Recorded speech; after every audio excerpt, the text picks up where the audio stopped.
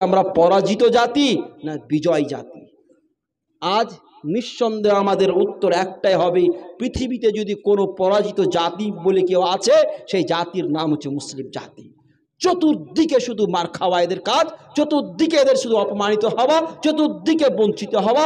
আপনি এমন কোনো ময়দান নেই যেখানে এদের বঞ্চনা নেই, ঘৃণা নেই, এদের অত্যাচার নেই। বিভিন্নভাবে বিভিন্ন জায়গাতে এরা লাঞ্ছনা বঞ্চনা ঘৃণার পাত্র হয়ে গেছে। কিন্তু কেন? যেখানে আল্লাহ তাবারক ওয়া তাআলা আপনাকে আমাকে ওয়াদা করলেন যে আমরাই সর্বসেরা হব, আমরাই বিজয় জাতি হব, আমরাই সর্বোৎকৃষ্ট সর্বোত্তম হব, কিন্তু এমন কি ভুল করলাম যে ভুলের কারণে আজকে সর্বনিম্নে অবস্থান করছি? সবচাইতে নিম্নে অবস্থান করছে কোন জাতি? এই মুসলিম জাতি। অথচ এই জাতি উঁচুতে সর্বশিখরে থাকা উচিত ছিল, কিন্তু এই জাতি সর্বনিম্নে কেন গেল? তার একটাই জবাব, যেহেতু আল্লাহ তাবারক ওয়া তাআলা সর্বসেরা হওয়ার জন্য শর্ত রেখেছিলেন, প্রকৃত মুমিন হতে হবে। এই শর্ত পূরণ যখন করতে পারিনি, এই শর্তকে যখন আমরা পূরণ করতে পারিনি, তখন আমরা আমাদের জন্য যে আল্লাহ তাআলা প্রাইজের ঘোষণা করেছিলেন, সর্বসেরা হওয়ার প্রাইজ যে ঘোষণা দিয়েছিলেন, সেই প্রাইজ থেকেও আমরা বঞ্চিত হয়ে গেছি। আমরা যদি আজও যদি ওই প্রাইজের যদি অধিকারী হতে চাই, আজও যদি ওই প্রাইজকে পেতে চাই, আজও যদি আল্লাহর পক্ষ থেকে ঘোষণা দেওয়া যে প্রাইজ যে আমরাই সর্বসেরা হব, আমরাই বিজয় জাতি হব, এই প্রাইজকে যদি পেতে হয়, তাহলে এই জাতির সামনে একটাই পথ, সেই পথের নাম হচ্ছে প্রকৃত ঈমানদার হওয়া। এই পথ ছাড়া পৃথিবীর কোনো পথ এই জাতির অবস্থার পরিবর্তন ঘটাতে পারবে না। এই জাতি যদি অবস্থার পরিবর্তন ঘটাতে হয়, তাহলে এই জাতির একটাই পথ, যেই পথের নাম হচ্ছে প্রকৃত ঈমানদার হওয়া। এবং প্রকৃত ঈমানদার ছাড়া যদি কোনো জাতি, এই জাতি অন্য কোনো পথ খুঁজে, তাহলে পথ খুঁজতে পারে, কিন্তু এই জাতির উপর থেকে যে লাঞ্ছনা বঞ্চনা ঘৃণা এসেছে, সে লাঞ্ছনা বঞ্চনা ঘৃণা কখনো দূরীভূত হবে না। আজ জানি না এখানে অনেকে আছেন শিক্ষিত মানুষ, আমি শিক্ষিত মানুষের শত্রু নই, কিন্তু এটা সত্য, আমিও তার মধ্যে একজন। সমাজের পতন যদি হয়েছে, এতে সবচেয়ে বড় হাত হচ্ছে শিক্ষিত মানুষদের। এটা মানেন আর না মানেন, আমি এটা কিন্তু সব জায়গায় বলি, আজ আপনাদের এখানে বলছি। দেখবেন এখানে যতগুলো মানুষ উপস্থিত আছেন, শিক্ষিত মানুষের হার হয়তো 10% হবে কিনা। কোনো ভালো কাজ, যেখানে ভালো কাজ করেন না কেন, শিক্ষিত মানুষ খুঁজে পাওয়া যায় না। যে কোনো ভালো কাজ করবেন, সর্বপ্রথম বিরোধিতা আসবে কাদের পক্ষ থেকে? এই শিক্ষিত মানুষের পক্ষ থেকে, যেটা এই সমাজের জন্য সবচেয়ে বড় ভাইরাসটা। কোনো অশিক্ষিত মানুষ কোনো ভালো কাজে বাধা দিতে আসে না, বরং ও কিছু করতে না পারতে গেলে চুপচাপ একেবারে চুপ থাকে, ও খামোশ থাকে। কিন্তু শিক্ষিত মানুষরাই ভালো কাজে বাধা দেয়। কারণ যে আমরা যাকে শিক্ষিত বলি, আদৌ সে শিক্ষিত বটে কিনা ইসলামের পরিভাষাতে, এটা আমরা আগে নির্ধারণ করতে হবে। তা আমি ওই শিক্ষিত লোকগুলোর কথা বলছি, যে শিক্ষিত লোকগুলো ইসলামের জন্যে এবং ভালো কাজের জন্য, সমাজের জন্যে ভাইরাস, সেই সমস্ত লোকের কথা আপনাকে বলি। কতগুলো শিক্ষিত মানুষ ইসলামের মুখোশ পরে থাকে। ভালো করে শুনবেন কথাগুলো কিছু লাগবে, কিছু আঘাত করবে। কতগুলো শিক্ষিত মানুষ মুখোশ পরে থাকে ইসলামের, আর ইমানদারিও দেখে, আলহামদুলিল্লাহ, নামাজ রোজা করে, সবই করে, সবই ভালো। কিন্তু দেখবেন তাদের একটা টার্গেট, তাদের একটা এজেন্ডা নিয়ে বেড়াচ্ছে। এজেন্ডাটা কি? আপনার এখানে হতে পারে লোকগুলো বলছে, যদি মুসলিম জাতির যদি অবস্থার পরিবর্তন ঘটাতে হয়, মুসলিম জাতিকে যদি পতন থেকে উত্থানে যদি অবস্থান করাতে হয়, তাহলে এই জাতিকে নাকি দুটো জায়গাতে নিজেদের উপস্থিতি লিপিবদ্ধ করাতে হবে। কয় জায়গাতে? দুটি জায়গাতে। এই দুটি জায়গাতে যদি মুসলিম জাতির উপস্থিতির হার যত বেশি হবে, তত বেশি এই জাতির কল্যাণ হবে। দুটি জায়গা কি? ভালো করে শুনবেন। একটি জায়গা, এই শিক্ষিত লোকগুলো বলছে, যদি মুসলিমরা যদি প্রশাসনিক ক্ষমতায় যদি চলে আসে, কোন ক্ষমতায়? প্রশাসনিক ক্ষমতায়।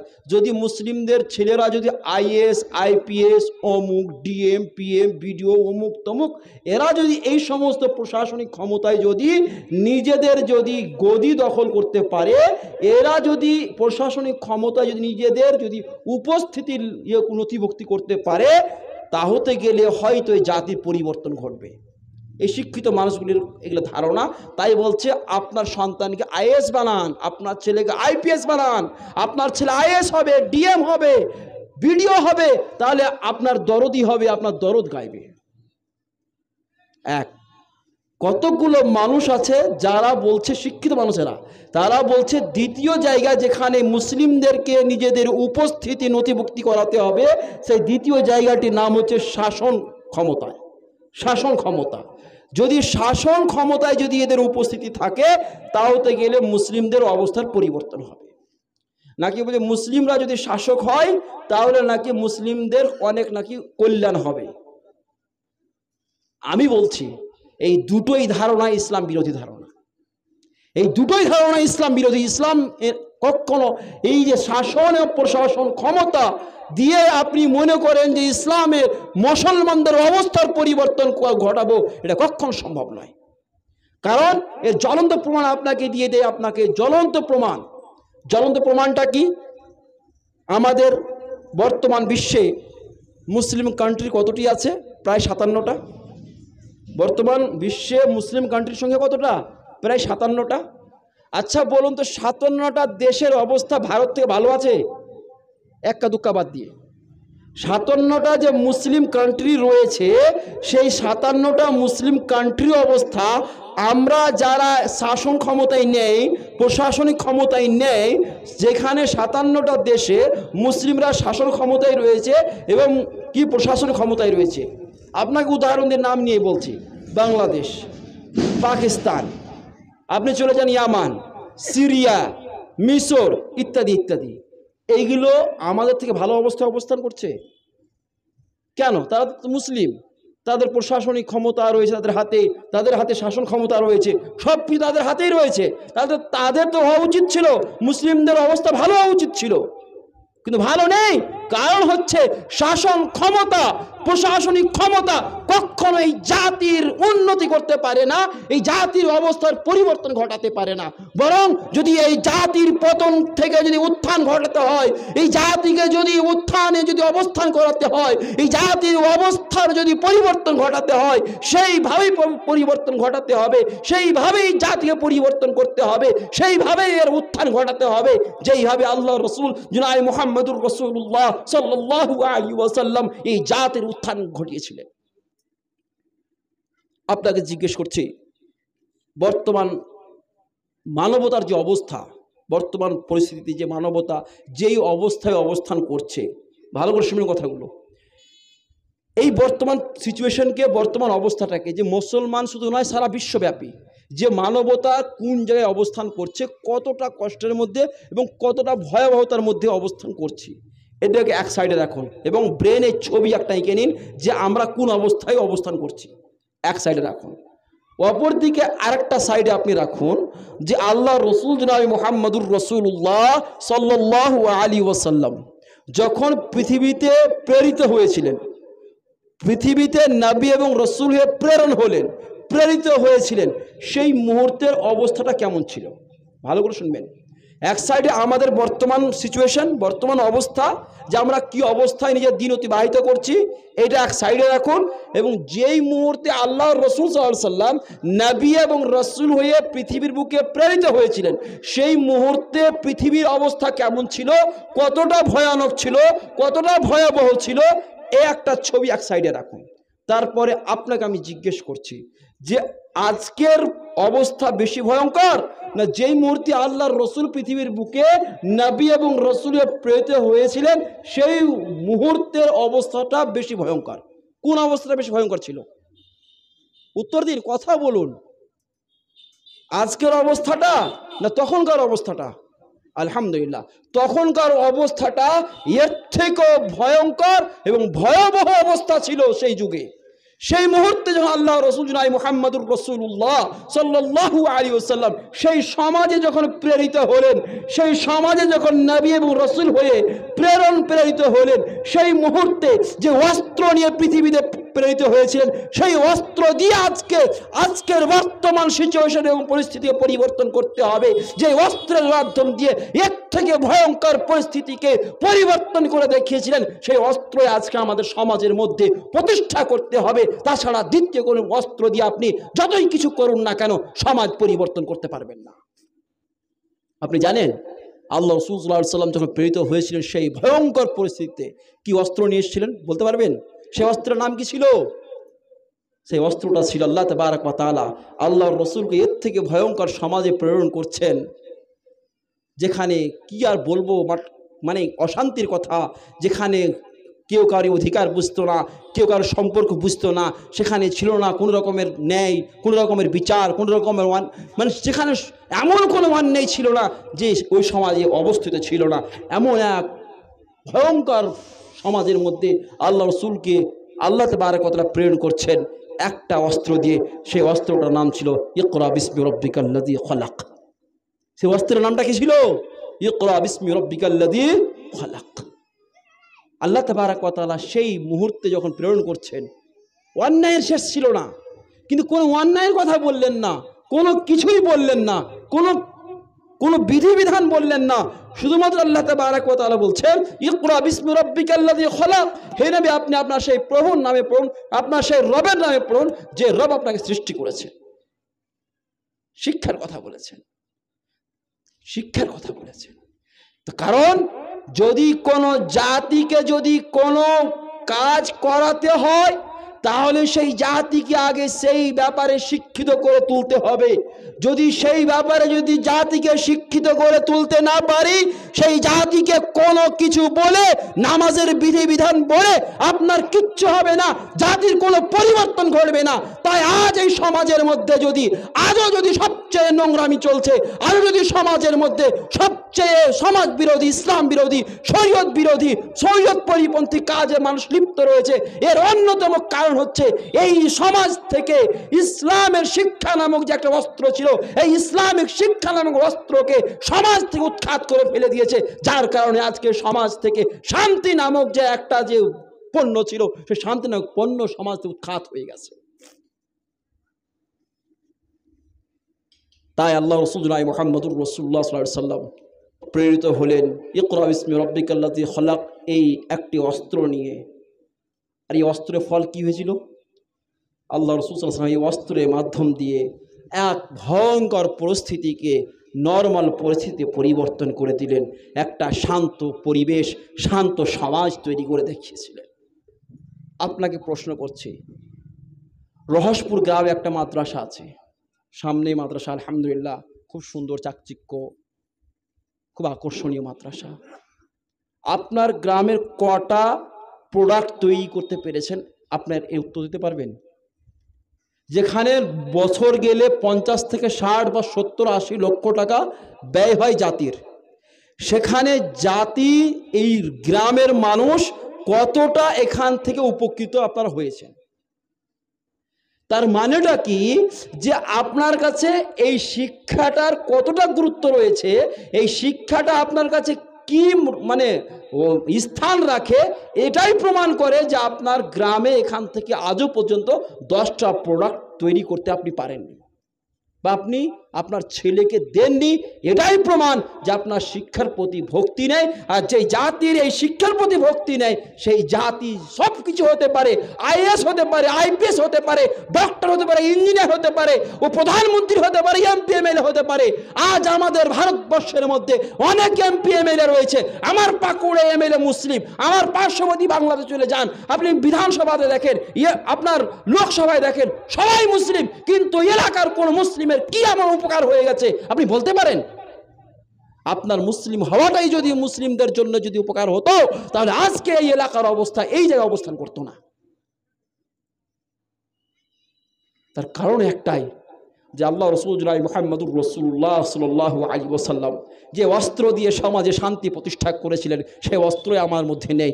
কোন অস্ত্র দিয়ে আপনি, কোন অস্ত্র দিয়ে, না রাজনৈতিক অস্ত্র দিয়ে, না আইপিএস আপনার শাসন অস্ত্র দিয়ে, না প্রশাসনিক অস্ত্র দিয়ে, কোন অস্ত্র দিয়ে আপনি সমাজে শান্তি প্রতিষ্ঠা করতে পারবেন না। আপনাকে আমি জিজ্ঞেস করছি, আপনি একটা শিক্ষিত মানুষ, আপনি একটা শিক্ষিত মানুষ, আপনার মধ্যে যখন শিক্ষা থাকবে, আপনি যখন মাদ্রাসায় একটা শিক্ষিত মানুষ হবেন, আপনি বলেন আপনি কোনো মদের আড্ডায় যেতে পারবেন? কখনো যেতে পারবেন না। আমার মতো মানুষ, আমার পাঞ্জাবি আমাকে অন্যায় থেকে বিরত রাখবে, আমার দাড়ি আমাকে অন্যায় থেকে বিরত রাখবে। আল্লাহ তাআলা আলেমদের এমন কতগুলো জিনিস করে দিয়েছেন, অন্তরে ভয় না থাকতে গেলেও তার সাজ পোশাক তাকে বাঁচিয়ে নেবে অনেক অন্যায় থেকে, চক্ষু লজ্জায় বাঁচিয়ে নেবে। আমার দাড়ি আমাকে বাধা দেবে যে তোমার মুখে দাড়ি আছে, লোকে লজ্জা দিবে, তোমার এই জায়গায় থাকাটা উচিত নয়।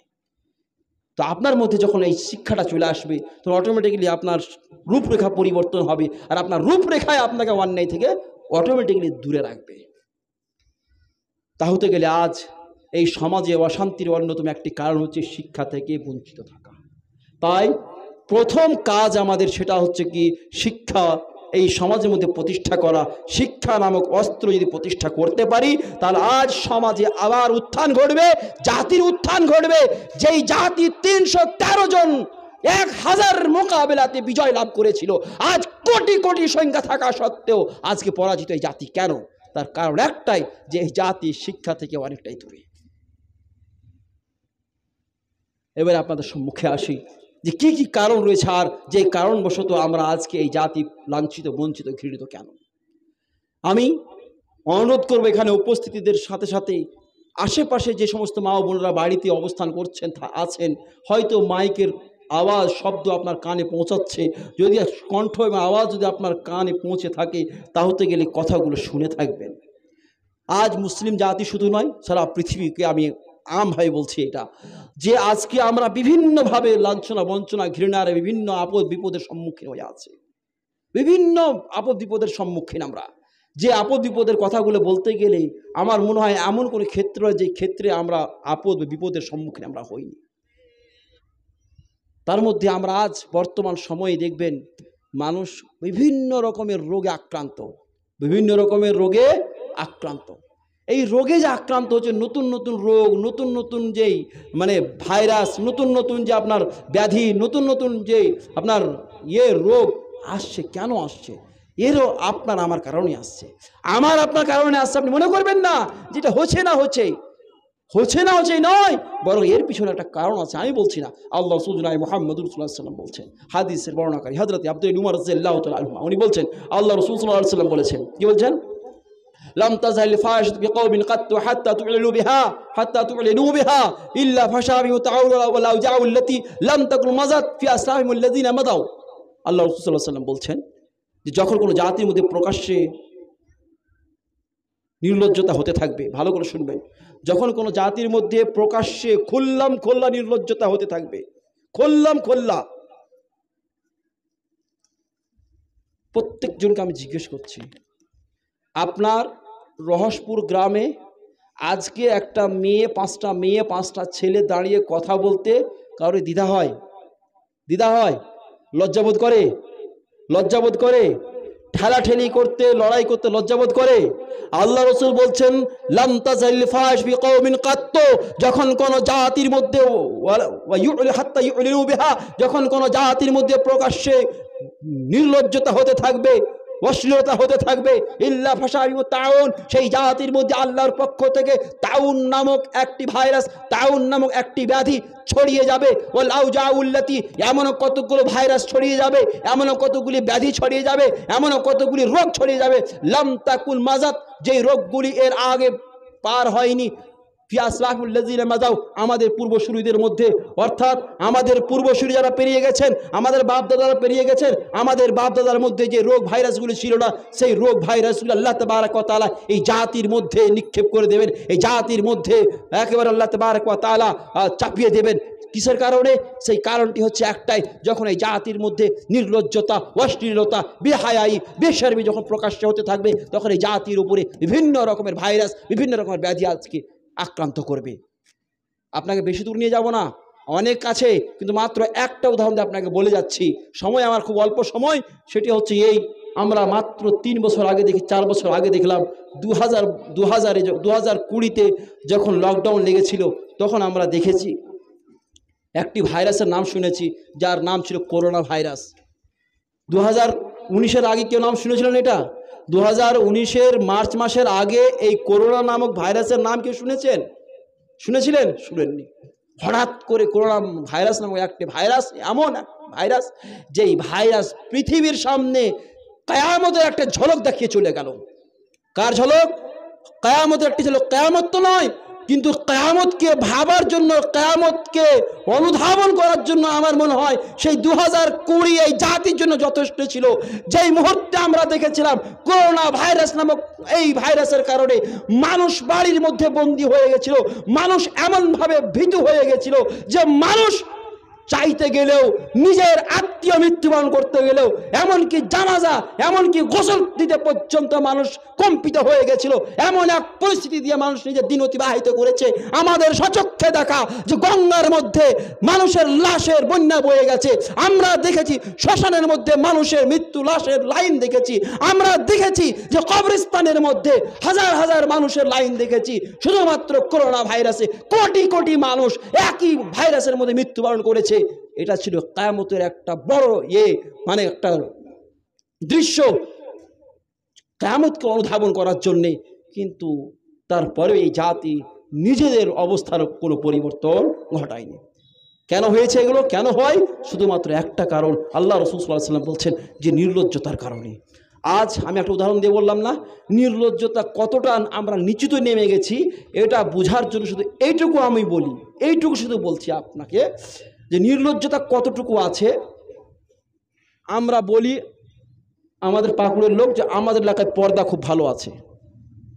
এটা হয়তো অনেক আলেম একমত হতে পারে না, আমি একমত নয়। সবচেয়ে নির্লজ্জতা আমাদের এলাকায় বেশি। কারণ এই পুকুরে গোসল করা, কাপড় খুলে, এই অভ্যাস আমাদের এলাকায় বেশি। কাপড় তুলে খোলা ময়দানে পায়খানা করা মা ও বোনেদের অভ্যাস আমাদের এলাকায় বেশি। এর থেকে নির্লজ্জতা, এর থেকে বিহাই আর এই জাতির জন্য কি হতে পারে? আর পর্দা, কিসের পর্দা? কোথায় পর্দা? যাদের লাজ লজ্জা নেই, খোলা জায়গাতে, একই ঘাটে, একই পুকুরে, একদিকে পুরুষ, চলমান রাস্তা, মানুষের হাজার হাজার সমাগম, আসা যাওয়া চলছে, সেখানে গোসল করে ভিজে কাপড়ে বাড়ি যাওয়া অথবা সেখানে কাপড় চেঞ্জ করা, এর থেকে নির্লজ্জতার এই জাতির জন্য কি হতে পারে? এই জাতির পতন হবে না? এই জাতির পতন হবে না, এটাই যথেষ্ট। আমার পূর্জা চলে এসছে। এবার আজকের মূল কথাটা বলে বক্তব্য শেষ করে দিচ্ছি। আজ এই জাতি সবচেয়ে বেশি যে এই জিনিসের সম্মুখীন হয়েছে, যে নিজেরা নিজেদের অস্তিত্ব নিয়ে লড়াই করছে। আজকে নিজের ওজুদ নিয়ে লড়াই মানুষের, আজকে ভারতবর্ষের মুসলিমদের জন্য বলছে অস্তিত্বের লড়াই, যে আমি থাকবো কিনা, আমার অস্তিত্ব টিকে থাকবে কিনা, এর লড়াই। আপনি জানেন এটা কেন হয়েছে আজকে? এটারও কারণ আছে। এর কারণটা কি? আল্লাহ রাসূল জনাব মুহাম্মদুর রাসূলুল্লাহ সাল্লাল্লাহু আলাইহি ওয়াসাল্লাম বলছেন, ওয়ালাম ইয়ানকুযু আহাদাল্লাহি ওয়া আহাদা রাসূলি ইল্লা সাল্লাল্লাহু আলাইহিম আদুবাম মিনহুম ওয়া ইয়াখুযু বা'দা মা ফি আইদিহিম। আল্লাহ রাসূল সাল্লাল্লাহু আলাইহি ওয়াসাল্লাম বলছেন, যখন কোনো জাতি আল্লাহর সাথে করা চুক্তিকে ভঙ্গ করবে, যখন কোনো জাতি তার রসুলের সাথে করা চুক্তিকে ভঙ্গ করবে। আমরা লা ইলাহা ইল্লাল্লাহ পড়েছি, কালেমা পড়েছি, পড়িনি? লা ইলাহা ইল্লাল্লাহ মুহাম্মাদুর রাসূলুল্লাহ পড়েছি তো? লা ইলাহা মানে কি শুধু পড়ে নিলাম হয়ে গেল? তারপর লা ইলাহা পড়লাম, তখন এক আল্লাহকে বিশ্বাস করলাম এবং আল্লাহর সাথে চুক্তি করলাম যে আল্লাহর পক্ষ থেকে যতগুলি আদেশ নিষেধ থাকবে সব কিছুকে মাথা নত করে মেনে নিলাম। এটাই তো লা ইলাহা মানে। আর মুহাম্মদ রাসূল যখন পড়ে নিলাম, তার মানে হচ্ছে এই আল্লাহ রাসূল সাল্লাল্লাহু আলাইহি ওয়াসাল্লামের পক্ষ থেকে যা কিছু রসুল হিসেবে আমাদেরকে দেবেন, যা কিছুতে আমাদের নিষেধ করবেন, সে থেকে নিষেধ বিরত থাকা এবং যা কিছু করতে হবে সেগুলো করা, এইটাকে মাথা নত করে মেনে নেওয়া, এটা হচ্ছে রাসূল সাল্লাল্লাহু আলাইহি ওয়াসাল্লামের সাথে চুক্তি। তো আল্লাহ তাআলা বলছেন, যখন কোনো জাতি আল্লাহর সাথে করা চুক্তিকে ভঙ্গ করবে এবং তার রসুলের সাথে করা চুক্তিকে ভঙ্গ করবে, ইল্লা সাল্লাল্লাহু আলাইহি ওয়া আদুবা মিনহুম, তো আল্লাহ তাবারাক ওয়া তাআলা তাদের উপরে একজন তাদেরই শত্রুকে শাসক হিসেবে নির্ধারণ করে দেবেন। তাদের একজন শত্রুকে, ইল্লা সাল্লাল্লাহু আলাইহি ওয়া আদুবা মিনহুম, তাদেরই একজন শত্রুকে তাদের উপরে শাসক হিসেবে নির্ধারণ করে দেবেন। আজ মোদি নামক শাসক, অমিত শাহ নামক শাসক, এটা আমাদের কর্মের ফল। আপনি কোথায় আছেন? এটা কার ফল? আমাদের কর্মের ফল। আল্লাহ রাসূল সাল্লাল্লাহু আলাইহি ওয়াসাল্লাম বলছেন, ইল্লা সাল্লাল্লাহু আলাইহি ওয়া আদুবা মিনহুম, তার সেই জাতির উপর আল্লাহ তাআলা তাদেরই শত্রুকে একজন শাসক হিসাবে নির্ধারণ করে দেবেন। আর শাসক যখন নির্ধারিত হবে, শাসক কি করবে জানেন? আল্লাহ রাসূল বলছেন, ওয়া ইয়াখুযা বা'যা মা ফি আইদিহিম, এবং সেই শাসক নিজের আসনে বিরাজমান হওয়ার পর এই জাতির অধীনস্থে থাকা তাদের অধিকারকে ছিনিয়ে নেবে, তাদের অধিকারকে নিয়ে নেবে। বেশি কিছু বলবো না, আজকে শুধু এই বিষয়ের উপরে দুটি কথা বলবো। আজকে মুসলিম জাতির এই ভারতবর্ষের আমাদের পূর্বসূরিদের দেওয়া সম্পত্তি, যার পরিমাণ প্রায় 9,40,000 একর সম্পত্তি আমাদের সম্পত্তি, সেই সম্পত্তি আমাদের কাছ থেকে ছিনিয়ে নেওয়ার বিভিন্ন রকম ষড়যন্ত্র চলছে না? চলে না? আল্লাহ রাসূল বলেছেন তাদের হাতে থাকা সম্পত্তি, তাদের কি অধীনস্থে থাকা যা কিছু থাকবে সেগুলো শাসক কেড়ে নেবে। আল্লাহ রসুলের ভবিষ্যৎবাণী এগুলো। তারপরে দ্বিতীয়ত আল্লাহ তাবারক ওয়া তাআলা রসুল সাল্লাল্লাহু আলাইহি ওয়াসাল্লামের এই ভবিষ্যৎবাণী অনুযায়ী আমাদের সবচেয়ে বড় সম্পদ সেটি হচ্ছে নাগরিকতা। সেই নাগরিকতা ছিনিয়ে যাচ্ছে, আমাদের নিজেদের অস্তিত্ব হারিয়ে যাচ্ছে। এই নিয়েও আজকে আমরা ভীষণ চিন্তায় রয়েছি। এই সমস্ত কিছুর পিছনে একটাই কারণ, যে আল্লাহ তাবারক ওয়া তাআলার সঙ্গে আমরা যে চুক্তিবদ্ধ হয়েছিলাম সেই চুক্তিকে আমরা ভঙ্গ করে দিয়েছি। যদি আল্লাহ তাবারক ওয়া তাআলার আদেশকে আমরা মেনে চলতাম এবং নিষেধ থেকে যদি বিরত থাকতাম, তাহলে গেলে আজ এই রহসপুরের এই সভার এই অবস্থায় এমন হতো না। আজকে মানুষ এমনভাবে নিজেকে চলাচলা করতো না, যেটা আপনাকে দুঃখের সাথে বলছি, কষ্ট হলেও শুনতে হবে। কারণ কষ্ট হলে আপনার হবে, কারণ আপনাকে আমি বলছি আপনার জন্যে, আমার জন্য নয়। আপনি যদি না করেন আমাদের কারোর ক্ষতি হবে না। তারপরে কেন বলি জানেন? যে আপনার প্রতি দরদ আছে, যে আপনি জাহান্নামে যাবেন, এটা কখনো মেনে নিতে পারি না। আমাদের কষ্ট হয়, আপনার প্রতি আমার মায়া আছে। শুধু তাই মায়া করে, যাতে করে আপনি জাহান্নামের জ্বালানি না হয়ে যান, এই মায়া করে আপনাকে বলছি যে আজ এত সুন্দর একটি সভা হচ্ছে, সেখানে মানুষের সংখ্যা 1 থেকে 150টা হবে হয়তো। কিন্তু একটা রাজনৈতিক মঞ্চে কোনো নেতা আসতে গেলে হাইরে মারামারি, ঠুসাঠুসি, পিটাপিটি, হো হা হায়, কত রকমের কি।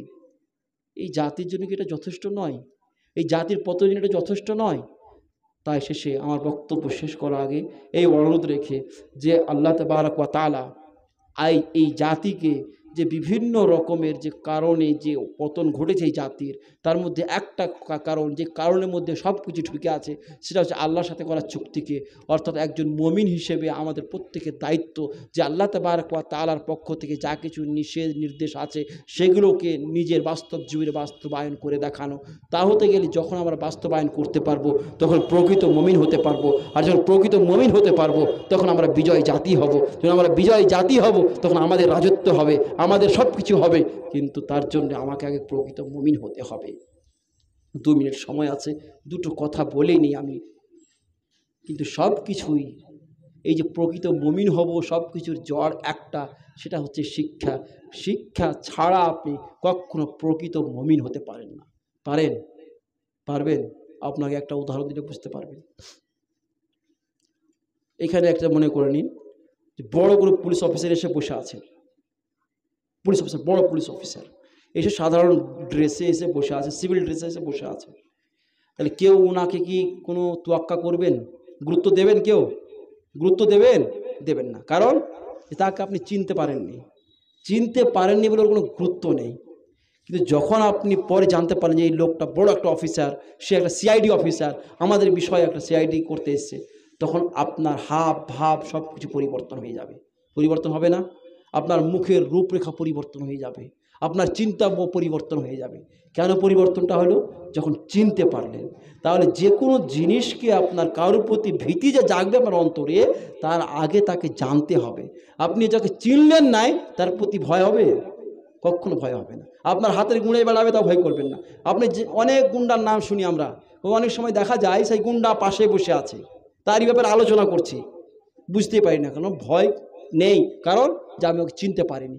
তাই আল্লাহর প্রতি যে ভয় আমার জাগবে, এর জন্য আল্লাহকে চিনতে হবে। আর আল্লাহকে যদি চিনতে হয়, তার জন্য শিক্ষা অর্জন করতে হবে। শিক্ষা ছাড়া আল্লাহকে চেনা সম্ভব নয়, আর আল্লাহকে চেনা ছাড়া আল্লাহর ভীতি সম্ভব নয়, আর আল্লাহর ভীতি ছাড়া আল্লাহর ভয়ে অন্যায়কে ত্যাগ করা সম্ভব নয়। অন্যায়কে ত্যাগ করতে গেলে আল্লাহর ভীতি নিয়ে আসতে হবে।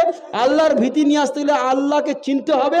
আল্লাহকে চিনতে গেলে আগে শিক্ষা অর্জন করতে হবে, তবে আপনি আল্লাহকে চিনবেন। আল্লাহকে চিনে আল্লাহকে ভয় করবেন। আল্লাহকে ভয় করলে আপনার কাছ থেকে সমস্ত অন্যায় দূর হয়ে যাবে। শেষে আল্লাহ যে আশা রাখি, আল্লাহ গো আমাদের প্রত্যেকে যারা এখানে উপস্থিত হয়েছি, আমাদের উপস্থিতিকে আল্লাহ তুমি কবুল করে নিও, এবং যেটুকু আলোচনা হলো হয়তো অনেক কথা বলার ছিল, সময় অনুমতি দিচ্ছে না, আমাদের প্রত্যেককেই দ্বীনি শিক্ষায় শিক্ষিত করে তোমার পরিচয় পরিচিতি জেনে তোমার প্রতি ভয় ভীতি রেখে একজন প্রকৃত মুমিন হওয়ার তৌফিক দিও। আল্লাহ গো আমরা যাতে করে, আমরা হয়তো বঞ্চিত হয়ে গেছি শিক্ষা থেকে, তবুও আমরা চেষ্টা করব যেখানে যেভাবে শিক্ষা অর্জন করতে পারবো করব, কিন্তু নিজেদের সন্তানদেরকে, যাদের জীবন হয়তো 60 থেকে 70 বছর বা 50 বা 40 বছর, তাদের জীবনটা যাতে করে জাহান্নামীর জ্বালানি না হয়, তার জন্যে তাদের প্রতি মায়া মমতা যদি থেকে থাকে, তো তাদেরকে দ্বীনি শিক্ষায় শিক্ষিত করে পরকালে জান্নাতের ভাগীদারি করব, এর তৌফিক দিও। আমিন। আসসালামু আলাইকুম ওয়া রাহমাতুল্লাহি ওয়া বারাকাতুহু।